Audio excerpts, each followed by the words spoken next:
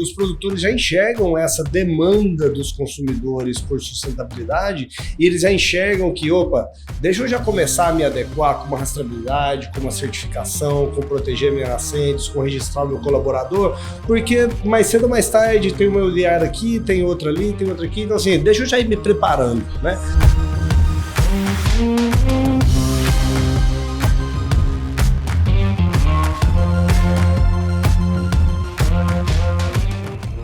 A gente começa o dia com o agro logo no primeiro gole de café e mantém essa relação o tempo todo com produtores apaixonados em gerar resultados para milhões de pessoas dentro e fora do país. O café faz parte do agro, que alimenta o mundo com tecnologia e impulsiona a economia, assim como os demais ramos da agricultura e da pecuária presentes nas diversas regiões do Brasil.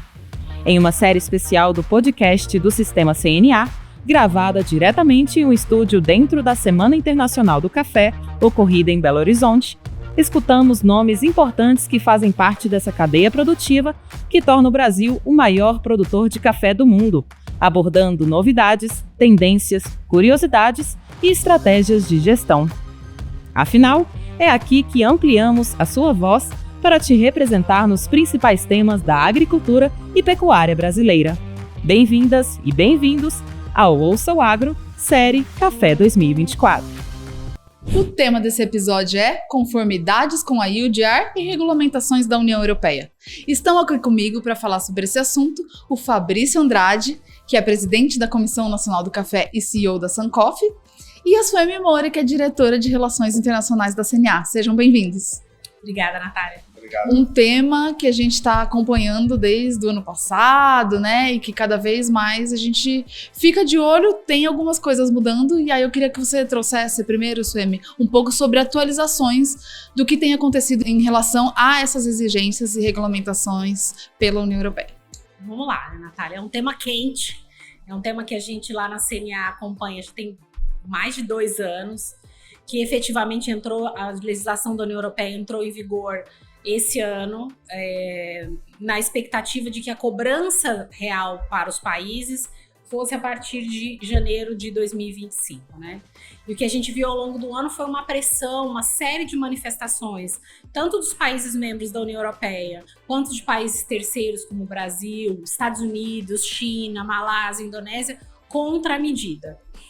Em setembro, final de setembro, ali 25 de setembro, eu acho que foi a manifestação mais dura que teve, foi uma manifestação feita por entidades produtoras, de representantes do setor produtivo europeu, que mandou uma carta para, inclusive a CNA da União Europeia, que chama-se Copa Cogeca, mandou uma carta chamando a medida de um monstro burocrático, dizendo que o adiamento era necessário, que era impossível de cumprir a medida. Uma semana depois, a União Europeia, a Comissão Europeia, propôs o adiamento por 1 ano. Então, depois dessa proposta, né, na União Europeia, para que uma medida seja aprovada, é preciso que haja uma coisa chamada acordo do trílogo. Quem são os 3? Comissão Europeia, que normalmente quem propõe, Parlamento Europeu e Conselho da União Europeia. O que aconteceu foi, dia 2 de outubro, a Comissão Europeia propôs o adiamento para mais 1 ano, que seria, ao invés de você entrar com a cobrança a partir de 25, seria a partir de 26. Isso foi para o Conselho da União Europeia, que disse ok, e isso depois foi para o Parlamento, que colocou emendas nesse projeto. Uma das emendas, a mais grave delas, na nossa opinião, era uma previsão da criação de uma nova categoria de risco, de grau de risco, que seria sem risco, para enquadrar os próprios países europeus. A Comissão Europeia vinha sofrendo muita pressão dos seus países membros pela dificuldade de cumprimento da norma. Saiu o resultado ontem, o Conselho Europeu rejeitou a criação dessa classificação, e também o Parlamento tinha proposto, ao invés de ser 25, 26, ser mais 1 ano ainda. Isso também não foi aceito. Então agora o que tem na mesa para discussão é a possibilidade de só 1 ano de adiamento. Isso volta agora para discutir de novo, então reabre essa discussão, e o prazo é muito curto para isso, né? Então a gente está em novembro agora, final de novembro, essa cobrança, todo esse processo teria que acontecer para se garantir, por exemplo, que teria mais um ano até meados de dezembro. É possível? É possível. O adiamento é bom? É positivo, é uma sinalização positiva da União Europeia, mas ele não resolve a essencialidade do problema da medida, que pede, por exemplo, que não faz a distinção entre desmatamento legal e ilegal, que coloca uma data de corte de abertura de área retroativa, final de 2020. Então, a lei tem problemas na sua essência. Então, o adiamento é positivo, mas não resolve o problema.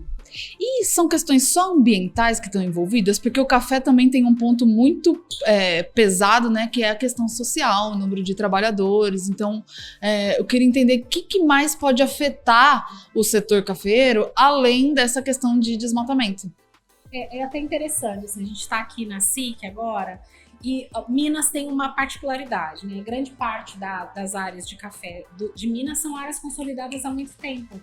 Então, essa questão da data de corte, por exemplo, que é um problema para outras cadeias, soja, carne bovina, que estão em regiões de expansão agrícolas mais novas, Mato Grosso, Pará, Mato Grosso do Sul, não é a questão do café de Minas, mas é a questão do café de Rondônia, por exemplo, ou de outras regiões que começaram mais recentemente a plantar café. Então, para Minas, essa questão da data de corte não é um problema, mas outras continuam sendo. Eu acho que para o café, aí, tirando essa parte da data de corte, falando de Minas especificamente, é o custo burocrático. É um custo burocrático imenso da documentação, do georreferenciamento e até de certificações para um produtor, por exemplo, que não tem essas informações menores, ter que pagar por isso. Acho que é um pouco da realidade que talvez que o Fabrício conheça bem melhor. Até porque na Comissão Nacional também esse assunto acaba sendo uma pauta por realmente afetar os produtores, né? Com certeza, e só nessa pergunta, né, Natália, a EUDR não é apenas a questão ambiental, né? Não é apenas desmatamento, mas é a questão que ganhou mais visibilidade, porque além de ser algo que tem uma pressão maior por parte da sociedade, é algo que é mais fácil de verificar, porque você tem imagens de satélites. Agora, imagina os outros itens de legalidade que estão na lei com relação a questões fundiárias, questões trabalhistas e outras legalidades que os produtores têm que estar em conformidade para fazerem o seu café estar em conformidade com a EUDR. Então, assim, o problema é bem mais complicado, e o que a gente tem falado muito é o seguinte, ninguém é contra sustentabilidade. A gente não é contra ao propósito da EUDR, mas a gente está contra a forma como ela está sendo implementada, né? Muito punitiva, com diversos problemas de estar retroativo, de termos diversos falsos positivos, de não termos a possibilidade de os desmatamentos, as intervenções ambientais legais que são aprovadas e elas são compensadas de diversas outras formas que elas não possam ser consideradas como algo compatível com a EUDR. Então tem esses problemas. E além disso, o que a senhora me colocou muito bem é o custo burocrático. Porque tem o custo burocrático, primeiro, um sistema. A Sancoff é uma cooperativa pequena, de 20 produtores. Então, o que nós pagamos para o nosso sistema, para o ERP, Sistema Global Integrado da Sancoff, ou seja, é uma despesa relevante para a gente, é o mesmo que a gente está pagando para o sistema que a gente contratou para a EUDR. Então, olha a relevância relativa dessa despesa no nosso orçamento anual. Só que não é só o sistema. A gente tem que criar um departamento para construir toda essa rastreabilidade, tem as questões de Lei Geral de Proteção de Dados, etc. Então, no geral, eu ainda não tenho esse número para colocar assim, vai aumentar 5, 10, 15, 20, 30 reais no custo da saca de café, mas não é um custo desprezível. A gente tem que enxergar que ele existe. Não é só o custo, né? Para estruturar tudo isso, para você conseguir fazer uma adequação lá e atender às exigências, né? E tem esses dois lados, né? O que pode ser feito para o produtor, sabendo que isso está acontecendo e pode ser que ele tenha que atender às exigências, e estratégias para que não evolua da forma como está, como você e o Fabrício já colocaram, né, Sueli? E aí eu queria saber isso, tipo, o que vocês enxergam que agora de estratégias de várias áreas precisam ser feitas para que a gente consiga se portar, né, diante desse mercado, continuar exportando, tanto a CNA em defesa do produtor, como os produtores também estarem buscando informação e ver da melhor forma que eles já podem ir ficando de olho no mercado e fazer adaptações. Assim, cada uma são 7 cadeias, né, que são alcançadas pela UDR. Então a gente está falando de carne bovina, soja, madeira e móveis, cacau e chocolate, borracha, óleo de palma e tem sempre um que eu esqueço, madeira e móveis. São essas 7. Cada um tem a sua dor e cada setor está buscando formas de se adaptar, né? Então eu acho que do ponto de vista comercial, a União Europeia é o segundo principal destino das exportações brasileiras, é o primeiro de café. Quase 50% do café brasileiro vai para a União Europeia. Então é um mercado que não é um mercado desprezível. O que está acontecendo é isso que o Fabrício acabou de dar o exemplo da cooperativa dele.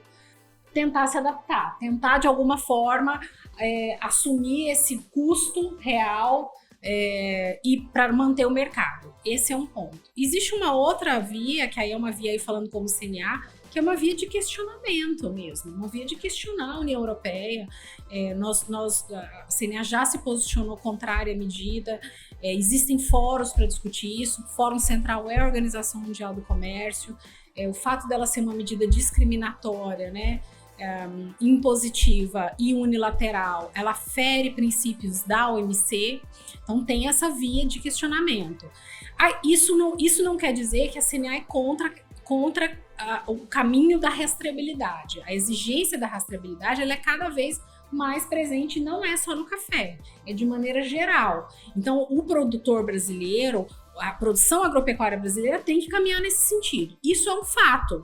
Outra coisa é uma medida dessa natureza da OMC. Então, assim, a gente não é contrário a todos esses esforços que essas cadeias estão fazendo, e tem que fazer mesmo, para não perder mercado do ponto de vista de rastreabilidade. Mas outra coisa é uma medida que fere a nossa soberania em alguns aspectos. Eu acredito que a maior parte dos produtores brasileiros de café, eu acho que os outros também, né, mas é a realidade que eu conheço, é a realidade que a gente trabalha na CNA, na Comissão Nacional do Café. Acho que todos os produtores eles enxergam essa necessidade da sustentabilidade, sabe? Por quê? Tem os aspectos intrínsecos da sustentabilidade, que ele vai ter uma comunidade mais saudável, ele vai ter os seus colaboradores, seus trabalhadores mais propícios a trabalharem bem. Ele quer ter a sua nascente lá bem preservada, porque ele usa a água dali, né? Então, assim, a gente enxerga isso no dia a dia, né? E, na verdade, já é sustentável também, né, Fabrício? Não é uma objeção à sustentabilidade ou porque tem que fazer grandes adaptações. Eu entendo que o que você está falando é que ele já está inerente. Isso, né? Uma adaptação, um ajuste aqui, outro ali, ele é necessário.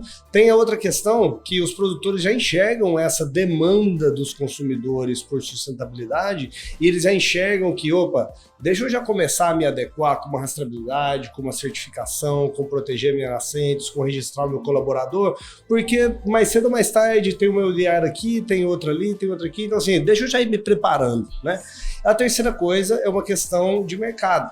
Então hoje a gente já enxerga a possibilidade de agregação de valor, não apenas negócios diretos de cafés especiais, mas inclusive empresas grandes já pagando diferenciais por sustentabilidade. Aí entra o outro ponto, que eu acho que como CNA eu tenho falado muito e já escutei a Sueli mesmo comentando sobre isso, que é a questão da gente avançar também, não apenas na discussão das implementações dessas formas de controle, mas também a gente trabalhar em avançarmos as questões de serviços ambientais. Por quê?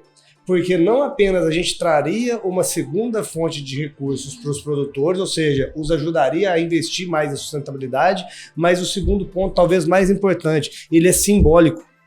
Porque ele coloca para o produtor que a questão de sustentabilidade é algo global, que os compradores, que os europeus, que o mundo desenvolvido estão junto com eles nessa busca pela sustentabilidade e quebraria aquela percepção de isso é barreira não tarifária, eles querem que nós não cresçamos. Então se a gente consegue avançar em serviços ambientais, eu não tenho pagamento por serviços ambientais, eu não tenho dúvida que a gente conseguiria acelerar e muito, de forma efetiva, pragmática, o avanço da sustentabilidade em todas as cadeias produtivas que a gente representa. Você trouxe a sua visão como uma visão positiva, né, Fabrício? De uma oportunidade, de enxergar ali uma oportunidade, quem sabe outros assuntos que precisam avançar, avancem numa celeridade maior, para que o mercado possa atender, né, a essa exigência. E por outro lado, pensando em café, tem desafios, tem custos, pode ter custos que ainda nem foram mensurados ao produtor. Podemos aproveitar essas oportunidades, mas tem uma questão também de que o café, ele está na vanguarda, né, em relação à tecnologia, aos processos produtivos e sustentáveis, às práticas sustentáveis, comparado com outros produtores de café.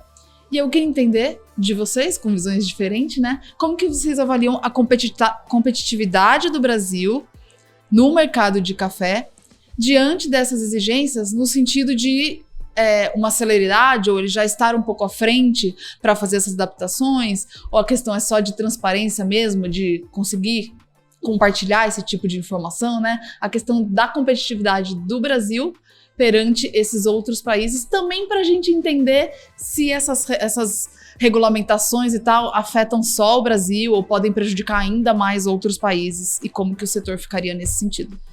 Assim, eu participei agora de um painel onde uma das perguntas que eu fiz foi pro Marcos Matos do Secafé, foi exatamente a visão dos outros mercados comparado, né? Então, ele trouxe até uma informação dizendo que visitou outros países e que a gente já sabia que o Brasil, em termos de estruturação de cadeia, comparados, por exemplo, com outros importantes fornecedores mundiais, principalmente na África, o Brasil está avançado do ponto de vista de estruturação, de implementação de sistemas de rastreabilidade, informacionais mesmo, que o Brasil está, até mesmo as questões trabalhistas, legislações e tudo mais, que o Brasil está na frente. Então, não só a nossa competitividade, ela não é só uma competitividade baseada em preço. Ela é uma competitividade baseada no pacote inteiro do que essa cadeia oferece para o fornecedor. O que está acontecendo, por exemplo, o que a União Europeia está fazendo? Para esses mercados menores, ela está levando algum tipo de apoio condicionado para que esse café continue entrando na Europa. E tem até, em alguns casos, até algum tipo de interferência direta no país. Que é uma coisa que, inclusive, foi em algum momento aventada aqui no Brasil. Eles também vieram com alguma... E nós dissemos, não. O nosso tamanho, a nossa relevância, não tem como isso acontecer no Brasil. Então, assim, do ponto de vista de condições de atender critérios ou já estar atendendo esses critérios, o Brasil está na frente. O que eu sempre trago é o custo da comprovação. Então, assim, o fato da nossa agricultura é o famoso não basta ser, você tem que comprovar. A forma como a União Europeia colocou, as exigências que ela colocou de comprovação é que são exageradas, no nosso ponto de vista, custosas e sem uma... não está claro nem para eles como que isso vai acontecer. Então, vou dar um exemplo. De acordo com a legislação, quem vai controlar essa produção quando entra no país é uma autoridade do país. Cada país vai determinar a sua autoridade. Pode ser a aduana, pode ser o ministério, pode ser qualquer um. Cada um dos 27 vai ter um órgão competente. E a Comissão Europeia disse isso a critério dos países membros. Isso significa que a gente ou seja, cada país vai ter um processo de controle. Já fica desarmonizado, né? E provavelmente burocrático para quem exporta. Entendeu? Então, assim, sempre o ponto que eu bato tem questões centrais? Tem. Difíceis da gente aceitar. Mas também tem esse custo da comprovação e essa complexidade burocrática tão grande que os próprios países membros, eu tenho que lembrar isso, assim, os países membros da União Europeia se manifestaram, os governos se manifestaram contrários à medida. Os Estados Unidos, que tem todo aquele arcabouço regulatório, que, enfim, tem uma agricultura de clima temperado, que tem outras, que já tem praticamente todas as suas áreas consolidadas, também se manifestou contrário, criticando o excesso de burocracia, do custo de comprovação. Não apenas como semear, mas como nas viagens, para países produtores e países compradores, é que existem dois cenários. O primeiro cenário é que o que os países estão reportando, eles estão prontos ou não. essa é a camada, a linha de frente. Mas existe uma camada mais operacional, que aí quando a gente conversa com alguns traders, eles falam, ó, país X se posiciona que está pronto, mas tenho minhas dúvidas. E em ambas as dimensões, o Brasil está muito na frente. Só que, Natália, Sueli, essa é a minha opinião como produtor. E nós temos uma cooperativa pequena. Nós estamos mais preparados? Estamos. Nós vamos conseguir avançar e exportar café para a União Europeia se não for adiado? Vamos. Mas não é fácil, porque é um nível de controle, um nível de acurácia e uma quantidade de informações que a gente vai ter que manejar com precisão muito grande. E volta a questão do custo, porque imagina, a multa, Sueli, pode chegar a 5% do faturamento bruto da empresa, né? É muita grana. Então, assim, como que a gente pode colocar em risco uma multa que pode, inclusive, viabilizar muitas empresas que trabalham no café? Então, assim, nós estamos mais preparados, mas não é fácil também não. A gente não pode banalizar quão custosa é a implementação da União Europeia, mesmo para o Brasil. A cafeicultura é muito grande, muito diversa, com perfis diferentes, né? Fora isso, que nem sabe como fazer para implementar. Então... Não, e assim, o Brasil é um país que está na sua fase de desenvolvimento ainda. Agropecuária, inclusive, né? Se a gente comparar que em 2000 a gente exportava 20 bilhões de dólares em produtos agropecuários e no ano passado a gente exportou 166 bilhões, a gente está num crescente de produção. À medida que coloca uma data retroativa, naquele momento você está barrando a expansão. E assim, o Brasil ainda tem área legalmente possível de ser explorada, essa medida ela barra isso, ou seja, ela está impactando a economia. E quem sofre mais do ponto de vista de custo, como o Fabrício falou, são os pequenos. Porque o grande, ele tem um sistema, as grandes empresas, as grandes cooperativas, eles já têm isso implementado. O pequeno, a cooperativa pequena, o produtor pequeno, para ele é muito mais difícil.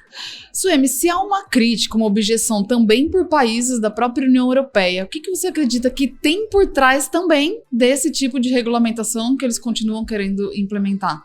Natália, essa medida ela é o reflexo do que era o Parlamento Europeu até junho desse ano. Então, esse ano teve eleições no Parlamento, a gente já falou sobre isso aqui no seu podcast, inclusive, e a cara do Parlamento anterior, ele era um Parlamento verde.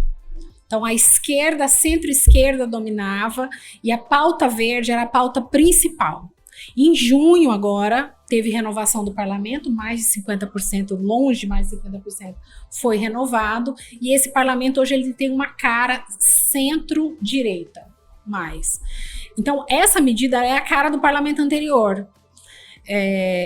Tanto que agora, em janeiro desse ano, nós também falamos isso aqui, eu já fiz um podcast com vocês sobre isso, os protestos que aconteceram na Europa dos produtores europeus foi baseado nisso. Esses protestos, inclusive, impactaram essa eleição. Essa eleição com essa cara mais de direita do que de esquerda foi reflexo daqueles protestos. E o produtor dizendo assim, vocês estão me sufocando com medidas ambientais, eu não tenho dignidade, eu sou visto como inimigo do meio ambiente, eu não tenho renda, o próprio. Então, o que tem hoje de medida de texto é um reflexo do parlamento anterior, que mudou agora, tanto que essa discussão toda de vai adiar, não vai adiar, vai colocar mais uma categoria, não vai, é a cara deste novo, não do anterior. Pode ser uma visão um pouco ingênua, mas eu acredito na boa-fé do ser humano. Com um parlamento de mais centro-esquerda, com boas intenções, escreveram a lei e colocaram ela para passar. Mas não conseguiram imaginar, porque é difícil mesmo, né, a complexidade de implementação. Então, eu imagino que, já parei para pensar isso algumas vezes, se perguntasse para os principais defensores dessa lei hoje, se eles fariam as coisas um pouquinho diferente, eu tenho quase certeza que eles diriam que sim. Eu também acho isso. Eles não imaginavam o que eles estavam criando. Porque deu trabalho, no fim eles não conseguiram evoluir e status, por enquanto, de confusão, né? Tinha outras formas de evoluir, modular um produto, com mais diálogo. Com mais prazo. Com cooperação. Eu sempre falo assim que se o objetivo é nobre e ninguém nega ele. A forma é que foi uma forma que é praticamente impossível de se cumprir da forma como eles tinham colocado, uma dificuldade enorme que eles colocaram. Mas a motivação é uma motivação nobre. Eu sempre comparo também com a questão, por exemplo, do nosso Código Florestal, do PRA, que é o Programa de Regularização Ambiental. Então, se o produtor tem um passivo, ele tem condições de dizer assim, olha, eu quero me regularizar, então eu vou fazer isso e isso. No caso da lei, não tem. É simplesmente assim, você está fora. Não, mas olha só, eu já vendo para a União Europeia e eu quero me regularizar. Não existe essa possibilidade. Então, se o objetivo é nobre, eles falam de aumentar a ambição climática do mundo, de não importar desmatamento, de liderar a agenda climática, tem que liderar pela cooperação. Você tem que trazer todo mundo para dentro dessa maior ambição climática e não expulsar e cortar e diminuir a renda e fechar mercado para quem hoje, de repente, tem alguma questão que não está de acordo com a legislação deles. Eu acho que vale mencionar, né? Não é um negacionismo da importância disso, mas a União Europeia, ela precisava enxergar um pouco de forma mais pragmática e econômica a situação que ela está, né? Ela é importante hoje para o Brasil, mas hoje existem alternativas. Então ela pode ter dificuldade de sourcing, de originação de produtos ou aumento de preço de custo para a população muito relevante, porque hoje não é só a União Europeia que compra café de forma significativa, e a gente tem visto o sudeste da Ásia crescendo como uma alternativa muito viável para nós, né? Então, assim, queremos continuar vendendo para a Europa? Queremos. Valorizamos muito os relacionamentos que temos lá por décadas, sim, mas a gente precisa trabalhar numa forma cooperativa e não punitiva, igual a Suemi está colocando. A gente já está chegando ao final aqui do nosso episódio. Eu queria que vocês deixassem uma palavra final com relação à expectativa, né, do desenrolar desse assunto. O que eu até falei agora no final ali do meu painel é assim, ó, é uma convocado para que os produtores participem mais desse debate. Eu acho que eu que, né, viajo pela CNA na defesa dos interesses do produtor, eu vejo muito pouca participação do produtor. Então você vê, por exemplo, vários elos da cadeia participando mais. Então você vê o pessoal você vê a indústria participando mais, você vê as trades participando mais, você vê, mas o produtor em si, o elo do produtor, ele tá pouco presente, porque eu sempre falo, a preocupação do produtor principal é produzir. Mas com esse crescimento da importância das exportações para o nosso setor, como eu falei do número aqui, a gente tem que estar mais atento a isso e a gente tem que estar defendendo. Não está errado o que a indústria está fazendo, nem o que as trades estão fazendo. Está certíssimo. Não existe espaço vazio. A gente tem que ocupar ele mais. E esse chamado, só antes do Fabrício falar, é interessante, né, Suemi? Porque nesse assunto, o produtor vai ter que ter mudanças. Então, quando o produtor participa, todo o setor consegue conhecer a realidade do produtor e o desafio de cada perfil de produção. Então, realmente, a presença do produtor nesses fóruns, nessas discussões, venha contribuir para que ele traga a informação do que é a realidade do campo, qual é o desafio que ele vai ter para adequação, e aí talvez faça um movimento mais assertivo em relação ao que realmente precisa ser feito para evoluir. Tanto é que nos compromissos internacionais, você vê nesses grandes eventos internacionais que acontecem, tem vários compromissos que são assinados. Aí eles são assinados por redes de varejo, por redes de indústria, e aí quem tem que cumprir? O produtor. Então, há um outro elo da cadeia assina um compromisso, mas efetivamente quem vai ter que fazer a mudança e vai ter que implementar aquilo ali é quem o produtor. Não participou. Por isso que ele tem que estar presente. Os deveres de casa nesses planos de ação sempre ficam conosco, né? Para mim, eu concordo muito com o que a Suemi disse, a gente precisa participar mesmo, para que a gente consiga ser ouvido e consigamos participar da solução, né? Não só ser o problema, né? Acho que é muito importante. Agora, uma mensagem de otimismo, né? Eu acho que quando a gente enxerga o café, né? O consumo de café é crescente, muito forte em países novos como China, Indonésia, Malásia, Tailândia, Coreia do Sul, e por aí vai. Então, assim, a gente tem muito potencial, tem fôlego a cadeia produtiva. Então, a gente pode continuar plantando café, que a gente vai continuar remunerando os nossos investimentos, a gente vai continuar gerando prosperidade nas regiões que os cafés são produzidos. Porém, precisamos resolver alguns problemas. Um deles é logística, mas isso é talvez um outro podcast. E o segundo é a questão de volatilidade meteorológica. Todos nós aqui que somos produtores e estamos aqui nesse podcast vão escutar, de 2020 para cá não tem sido fácil produzir café. Uma hora é seco, uma hora é geada, outra hora é temperatura alta e por aí vai, a gente não consegue aumentar a produção.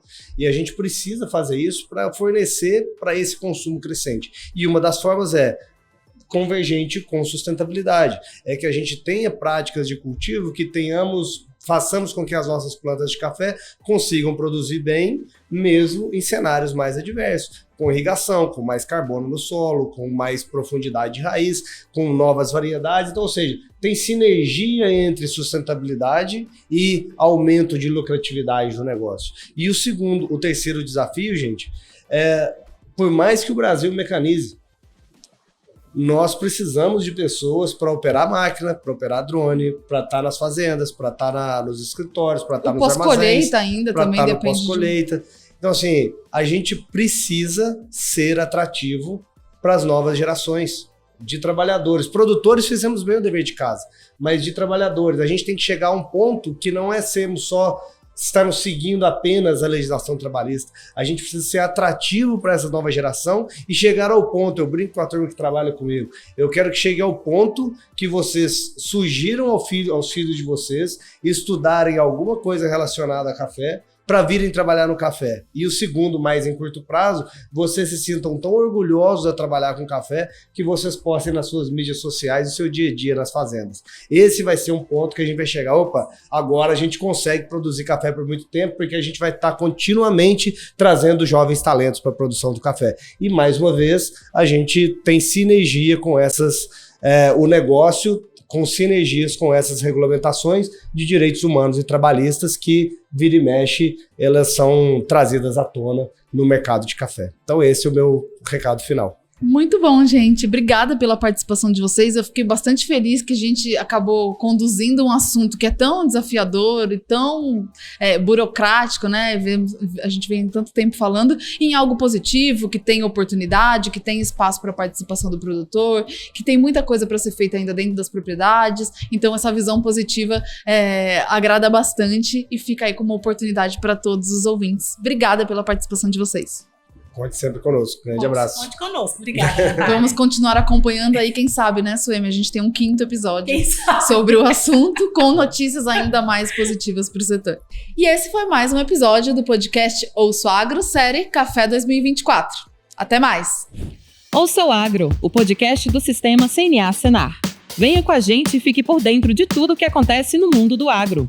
Não esqueça de se inscrever no nosso canal do YouTube, no Spotify ou no seu tocador de podcast favorito. Quer fazer parte dessa comunidade? No link da descrição do episódio tem um acesso direto. Participe! Mande suas dúvidas, sugestões. Esse podcast é para você.